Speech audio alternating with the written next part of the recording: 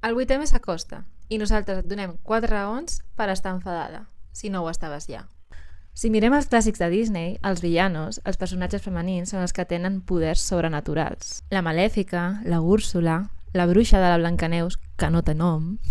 I quan parlem de fenòmens meteorològics amb noms de dona, aquests són els més mortals i devastadors. Per què? Perquè no se'ls prenen tan en sèrio.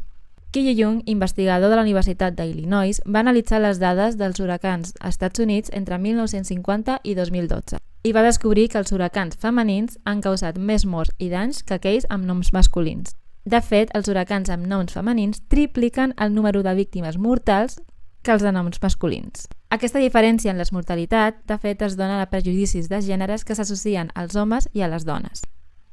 Aquesta associació fa que les persones prenguin menys precaucions davant d'huracans amb noms femenins que masculins. Aquesta teoria es va comprovar mitjançant un experiment, on es va demanar a un grup de participants que valoressin l'impacte d'un huracà amb nom femení o masculí. Quan el nom era masculí, les persones creien que el perill seria major i llavors estaven més disposades a evacuar les seves cases. En canvi, quan el nom era femení, les persones tenien una reacció més apàtica i s'ho prenien més chill.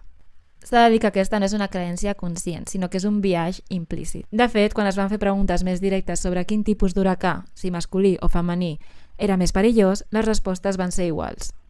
Si és que no hem après res a Disney, les dones, encara que tinguem poders, no ens prenen en sèrio. Per això el 8è sortim al carrer, perquè no volem ser invisibles ni a la ciència, ni a la medicina, ni a la vida.